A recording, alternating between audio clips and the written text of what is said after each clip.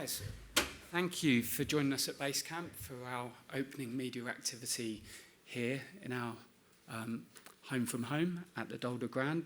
Pleased to be joined by Georgia, and Anton, we'll begin with you. Afternoon, Georgia. Hello. Players are telling us after the game on Saturday, they go back, they review the footage. How difficult a watch was it? Yeah, it was difficult. I think everything that we wanted to happen didn't happen. Yeah, we know as a team that we underperformed. We know as individuals that we underperformed. But it was actually a really helpful meeting. Yeah, we watched clips, of course, but it was a lot of talking, a lot of communicating, a lot of discussions, which, yeah, I think is also super healthy. What mistakes will you be looking to avoid then in that case? We don't concede.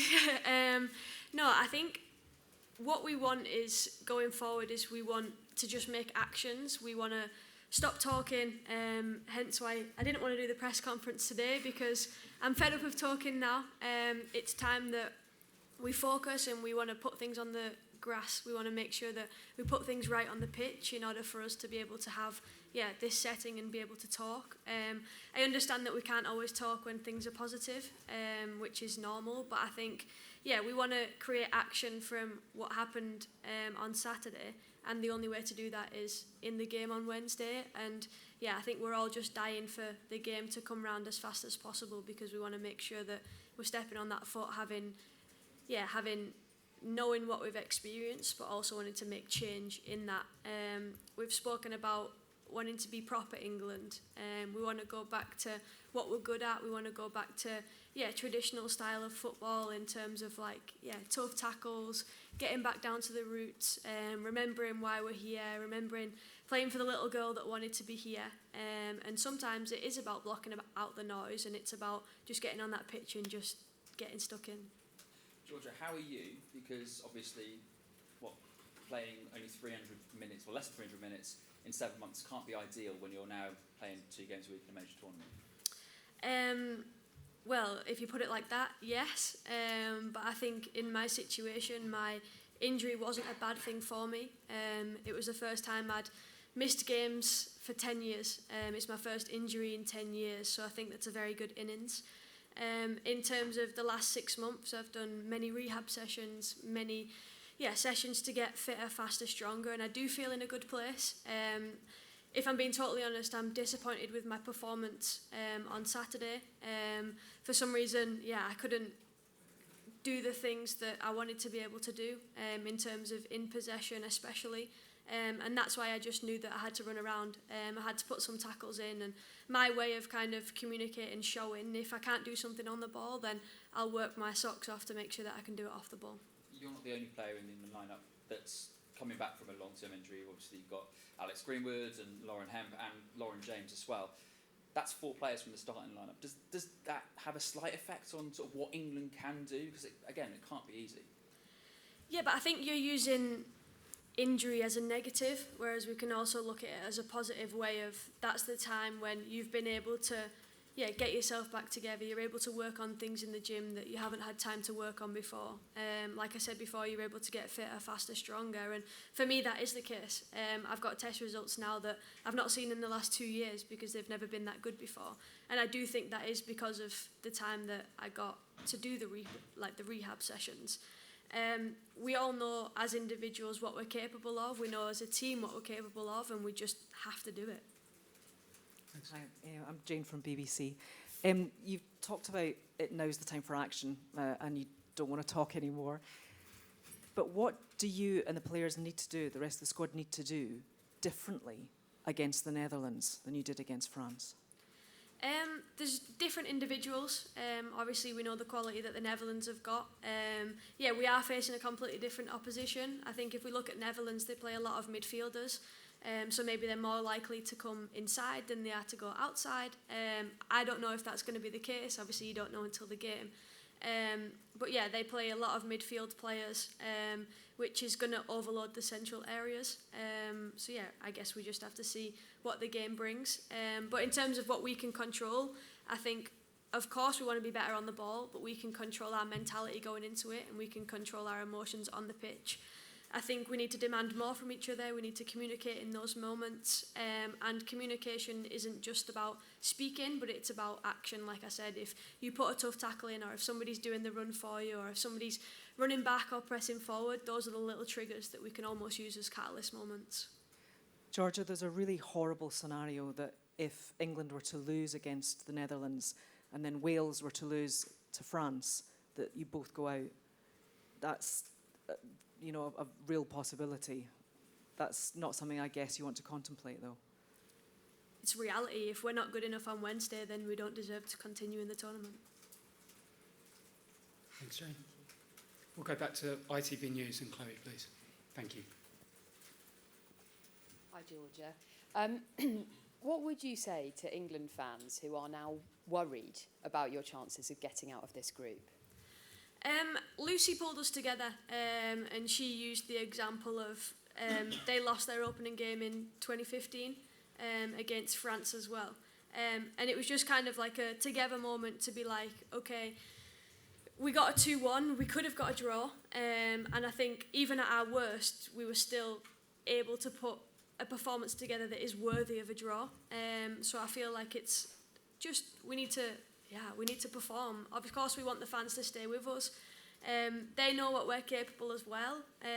And yeah, just to support us through and through. We knew that it was going to be a tough group. And yeah, true fans stick with us thick or thin. Thanks, Chloe. We'll go to Rob. Hi, Rob from Sky News. How are you balancing out in the camp being self-critical for improvement and it not sort of getting everyone down? I think you are allowed that time after the game. You're allowed the time to be able to be disappointed, to look at yourself. And then the day after, it was more about working on what we can do as a whole team. Yeah, we had good conversations, good meetings. We watched clips on how we can do it. And then I think the day after the game, as soon as you get on that grass, you kind of forget about everything that's happened. I had a message from somebody that I knew, and it was like, it's just like a bad night out. You want to forget it as much as possible and move on to the next one. So yeah, that is exactly what we're going to do.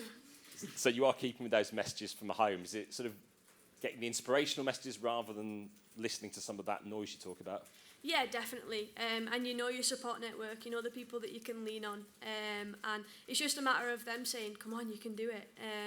Yeah, if somebody gets a message from their grandma, they're straight up to say, my grandma's wished us good luck. And it's like, everybody's watching and everybody cares and everybody's rooting for us. And it's our job to be able to, yeah, make that happen. Thanks, Rob. We'll go across to Emma, please. If we can keep it to a question, Emma Sanders, a question each from here on in, that'd be great. No problem. Hi, Georgia. I just wonder, you sort of alluded to it there, but did your personal confidence take a bit of a hit after the game against France? Of course, I was disappointed with my own performance. I did what I could to control what I could control, so my work rate, my efforts, my communication in terms of what was going on in the game. But I wasn't at the ball, and that was something that I was disappointed about. But I know as an individual that one game doesn't define me as a player or as a person. And I know that when I got back on the grass today that my focus was on and that I just wanted to make sure that every pass was where it needed to be to just be able to build from that. Thanks, Emma. We'll go to Kit. Thank you.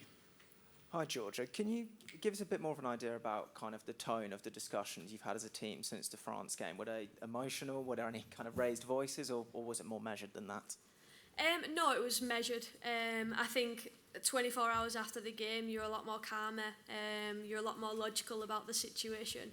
And I think for us, it was just communicating on what we need from each other.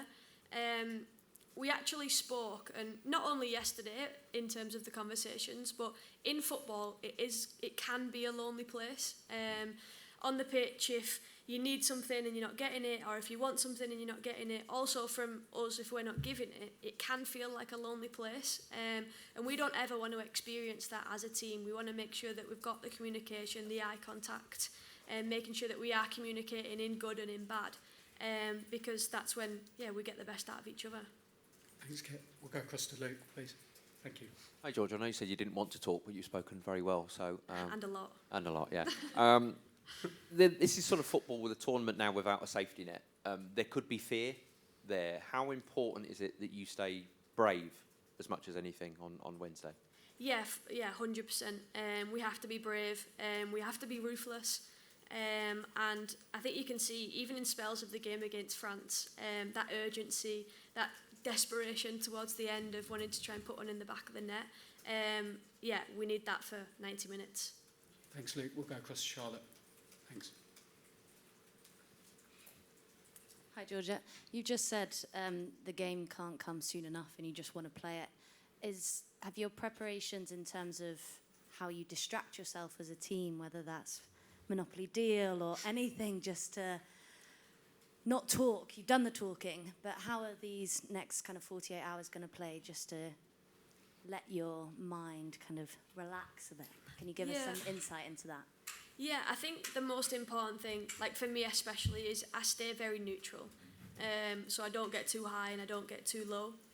I enjoy time on my own in my room. I also enjoy with my family. And I think you can kind of work your time as to what works best for you. You can see your family if you want to. You don't have to if they're going to mind you. You can also stay in your room if you want to. Unfortunately, I can't tattoo. So I'm having to find alternatives to keep my mind busy. But I've also enjoyed watching the other games of the tournament. Thanks. Thanks, Charlotte. We'll go to this gentleman here. Thank you. Hi, Georgia. Stan from the Netherlands. Can you tell us something about the pressure there is now on the Team England as you've lost the first one? Is there already some kind of crisis atmosphere in the England camp? You can kind of look at it both ways. There's either a lot of pressure because we do have to make it work, or there's no pressure because we also do have to make it work. And if we don't, we also know the circumstance. So yeah, it was just like what I said before. We go back to who we are, what we know, what we do best, and we're England. Yeah, we're full of English blood. And yeah, we want to go out there and we want to fight as much as we can, and yeah, go back to the way that we know it. So not really a crisis already? No crisis. Thank you. We'll go to Aisha. Hi, Georgia. Charlotte mentioned the downtime and the importance of that. Leah mentioned Monopoly deal the other day. You guys are all such competitors on the pitch. I wanted to know a bit of insight. Who's the most competitive with the off-the-pitch Monopoly and other games? Good question.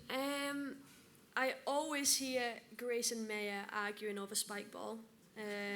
Yeah, trying to watch TV and they come in arguing and I'm like, shut up, I'm trying to watch the TV. Yeah, Tooney's very competitive. And then Arj as well, our assistant coach. Yeah, super competitive both on and off the pitch. Whatever the game is, he has to be involved and he has to be winning. Thank you. We'll go to Kat. Hi, Georgia. Good to see you. Obviously, England have so many options at number 10, and LJ hasn't been playing for 90 minutes. I just wonder what that's been like for you guys, sort of sitting behind that, and has it sort of caused any sort of uncertainty? No, not necessarily. I think me and Kira have played with each other long enough to understand how we both play. Yeah, we're both high on communication in terms of what's going on in the game, tactical information, and we enjoy that. Like partnership that we've got with each other. Obviously we know what LJ can do, we also know what Tooney, Jess Part, Grace can do, and I think that's the beauty of the squad at the moment, is no matter who's on the pitch, we know exactly what we're going to get from each other. I think something going forward is we just have to make sure that we are dealing with everything that we can in every situation. Sometimes it feels like teams put a lot of players in the middle of the pitch, so yeah, we need to try and figure out ways that we can deal with that and that we're not getting overrun. Thank you. Thanks, Kat. We'll go across to Sophie. Hi, Georgia. You're one of the more experienced members of this squad now, and probably a leader as well. How have you found that role in the last few days, and I guess in general, because it, I guess, become more and more the more you've played for England? Yeah, it's just happened, to be honest. Yeah, 1 minute you feel like the kid that's breaking through and yeah, he's fulfilling their dreams, and next minute it's kind of the seriousness of it all. You're invited into important conversations, and you're obviously talking about football a lot. But no, I enjoy it. I think for me, which is why I am disappointed with Saturday, is I would say about myself is my leadership way would be consistency. So to have not had that on Saturday to me was disappointing. But I feel like going forward, that is just what I want to create. I feel like I could lead by example in the way that I'm playing and the way that I'm trying to set the tone, the way that I do get stuck into opposition. That's my way of showing my responsibility within this team. Thanks, Sophie. We'll take 2 more. We'll go to Holly.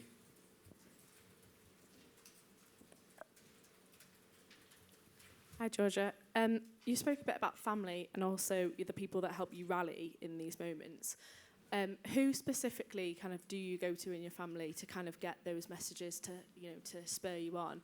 And what have they said to you, following the last game? I think looking up and seeing my family is enough to spur me on.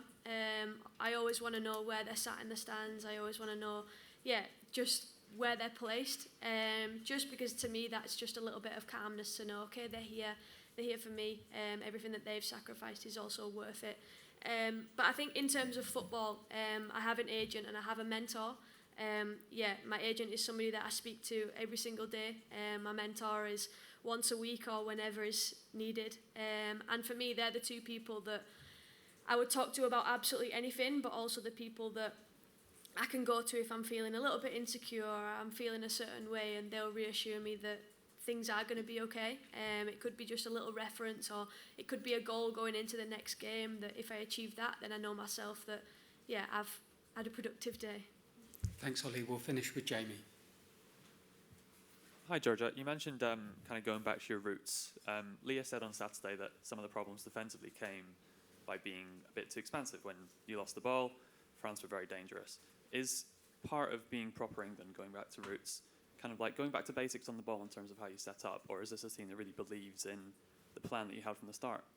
Yeah, we believe in the plan that we have. Obviously, we become expansive because that's how we play. And I think if we tidied up on the ball, then expansiveness wouldn't become a problem. I don't even know if that's a word, but it wouldn't become a problem. Whereas, I'm just going to say that. Yeah. Thanks so much. Thanks, Jane. Thanks, everyone. Thank you.